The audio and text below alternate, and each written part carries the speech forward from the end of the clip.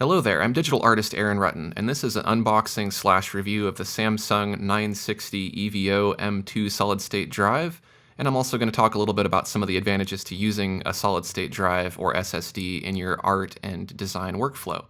So here I am unboxing this solid-state drive. This is an M.2 solid-state drive, so it might look a bit different than some of the solid-state drives that you've seen before. Those drives are kind of rectangular and about the thickness of a phone, whereas the M.2 drive is shaped very similar to a stick of RAM. In fact, it's a little bit smaller and possibly thinner. This is called a non-volatile memory drive, so that means that just like an SSD, it doesn't have any moving parts and it's very reliable. Now I'm going to show you how it installs here. It actually doesn't connect through SATA like most solid-state drives and IDE drives do. It connects to an M.2 port, which connects through PCIe. And PCIe is quite a bit faster than SATA, especially if you have a more modern computer that can utilize a lot of the PCIe channels. It can be a very fast drive connection. So I'm using a Phillips head screwdriver to take out the screw that holds in the drive, and then I have a little magnetic screwdriver to help pull out the screw because it's a very tight space and it's hard to get things in there, especially if you don't want to take your computer all the way apart just to put this in. Then you want to go ahead and just slide it into the slot. It kind of lays down and then slides into a slot. It doesn't go straight down, it kind of goes to the side. I don't really know how to explain that, but you can see me putting that in here. It's not terribly hard to install, it's just kind of a nuisance trying to fit your hand in such a small space, especially if you have large hands. Now you need to put the screw in and screw it on to hold it into place, and that was really the tricky part because the Phillips head screwdriver I have is not magnetic, and so you can see me try to put it on here real quick. I'm gonna fail and drop it a few times, and you got to be careful dropping that screw because you could drop it inside of your power supply or drop it somewhere where you might not ever get it back. So be very careful. I recommend if you have a magnetic Phillips head, just go ahead and use that. So what I'm going to do here is I'm just going to use the flathead magnetic screwdriver, put the screw on the end, and very, very carefully try to just lay it down in the hole. And then I'm going to go in with my Phillips head screwdriver and screw it in. So it's a very complicated task here, but I was very careful and I did manage to get it on the first try. Just be very careful not to poke anything on your motherboard with the magnetic screwdriver. Try not to gouge your motherboard or anything like that because you can seriously damage your computer. Be very, very careful when you're doing this. So now I'm going to tighten that screw very carefully here, get it nice and snug in that M.2 slot so it doesn't come out. But you'll notice that doesn't take up very much space in my computer. Solid-state drives, regular solid-state drives that aren't M.2 drives, they don't take up that much space at all either, but this takes up very, very little space. Once the drive is installed, I'm going to turn my computer on, and then I'm going to enter the BIOS. You usually do this by hitting the delete key repeatedly as your computer's turning on. Your BIOS will probably look different if you don't have the same motherboard, but you want to look under Advanced, and then look for PCI settings, and then I want to look for M.2. Anything that says M.2, that's the option that you're going to want. I'm going to change this from SATA to PCIe. That way it's going to connect through PCIe, and it'll be a much faster connection than the SATA connection. Again, your motherboard needs to support this. Most newer motherboards are going to. Now I'm going to configure this hard drive and set it up in Windows, so I'm going to search for computer management. And then I'm going to look for disk management. That's going to show me all of my active and inactive disks that are connected to the computer. If I go ahead and make this window bigger, I can see the disks listed up at the top, and the bars represent the disks down at the bottom as well. So I'm looking for the disk that is 500 gigabytes, and it'll also have these little stripes across the bar showing that it hasn't been used yet. It's that disk there, disk 7. I'm going to right-click and choose New Simple Volume, then just click Next, and Next again. And then I'm going to assign a drive letter. I'll just go ahead and use J and click Next. You could choose whichever letter you want, choose whichever label you want. I like to label it so that I know which drive it is. So I'm going to put Samsung 960 EVO M2. Now I've created that disk. Now I need to go back into that same area, and I need to right-click on that disk, and I need to choose Mark Partition as Active. That's going to activate it, and now we can see it here in my computer. Now let's talk a little bit about some of the advantages and disadvantages to using an SSD in your workflow. The advantages are there's no moving parts, unlike a spinning disk, so they're more reliable. They have faster read and write speeds.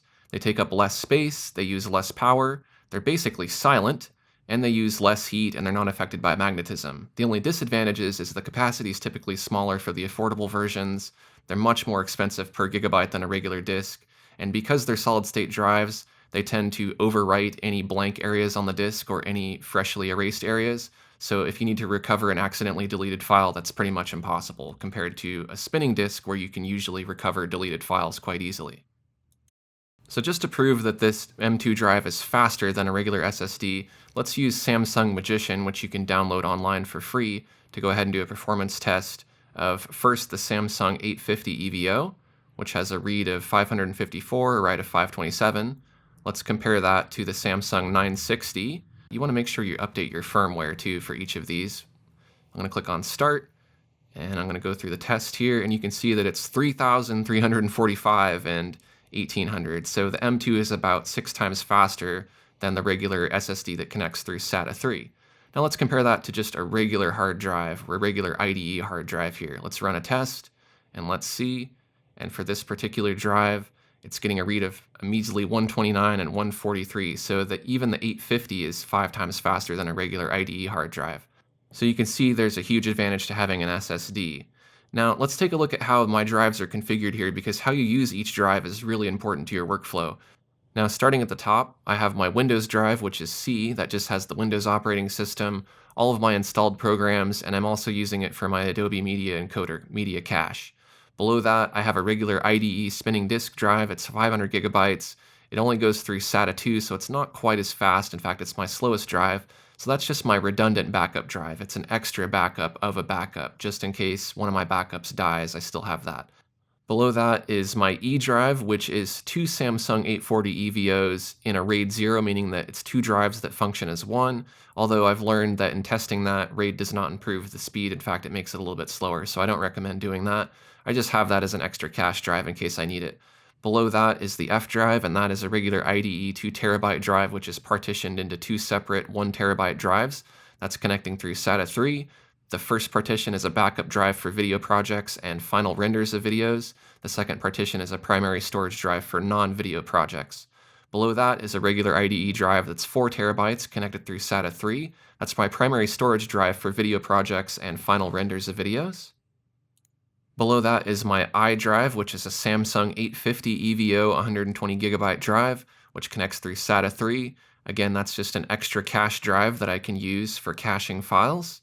Below that is the J drive, which I just installed. That's the Samsung 960 EVO M.2 drive, which is connected through PCIe in the M.2 slot. That's my primary work in progress drive. I put all my footage on there, all of my current projects, and I send all of my video renders there. I also use it for a cache in applications like Photoshop, and I'll show you how to do that a little bit later. And then last but not least, this drive's usually disconnected, but this is an external IDE 4 terabyte drive that connects through USB 3.0, and I just use this for temporary backups and some long-term storage of extra backups. It's good to have many backups of your backups, because if you have everything on one backup drive, what if that one backup drive fails? Then you lose all your data. If you have it backed up on 2 or 3 or 4 drives, then you don't have to worry about ever losing anything.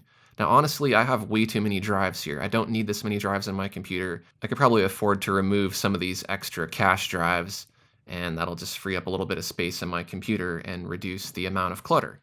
Now let's take a look at setting up some of these drives. I'm going to go to Adobe Media Encoder, Edit Preferences, and Media. I'm going to set my cache to my C drive, which is a Samsung 840 solid-state drive. That's the cache for Adobe Media Encoder and Premiere Pro.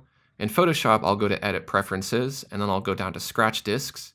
And this shows me all the disks. Now I want to use my extra disks as scratch disks, but my J drive isn't showing up, so I'm going to close Photoshop, and then I'm going to restart Photoshop, and I'm going to hold Control and Alt as it's booting up. That'll give me more options, so I can select J for the first scratch disk, and then some of my extra drives that I'm not using. Having a lot of scratch disks that are very fast is going to speed up things like filters and working with large layered documents in Photoshop. So as many scratch disks as you can add, the better. Corel Painter works similarly to Photoshop. I can add a scratch disk to Corel Painter to improve the performance of Corel Painter. In Edit Preferences Performance, there's a scratch drive. I can't add multiple ones like in Photoshop. So I could pick J, for instance, for that, since that's my fastest drive. So it's going to make sense to add things that I want to load fast onto that M.2 drive. So for example, if you were using Lightroom, you would want to put all of your photos in Lightroom on that M.2 drive. Now, the storage capacity isn't very large, so of course you can't put everything on the M.2 drive. You can only put up to 500 gigabytes on the particular model that I got, but they do make models that are in the terabytes. but they're pretty pricey. So keep that in mind. What you want to do here is just have your fast drive as your work in progress. So what I do is I put all of my new projects on that drive. While I'm working on them, they stay on that drive, so all of the media and all of the files load quickly. And then once the project is complete and the video is rendered out, I take those files and I move them off of the M.2 drive and onto one of my IDE storage drives. Now, I could have also used the M.2 drive as my primary boot drive, or the drive that has Windows and all of my installed programs, and my computer would probably load quite a bit faster, but I think the performance is fine using the Samsung 840. That's still a very quick drive. And I've also set it to rapid mode, which makes it quite a bit faster by creating some virtual memory. So I found that this configuration works really well for getting me really fast renders and really snappy results, whether I'm doing art or design on my computer, and it makes transferring everyday files extremely fast. So there you go, that's a quick look at the Samsung 960 EVO M.2 solid-state drive, and a general overview of the advantages and disadvantages of using an SSD in your art and design workflow. If you found this information helpful, take a quick second to like this video, and if you're new to my channel, I'd love to have you subscribe. I have more reviews of digital art products like this. Thanks for watching, and I'll see you next time.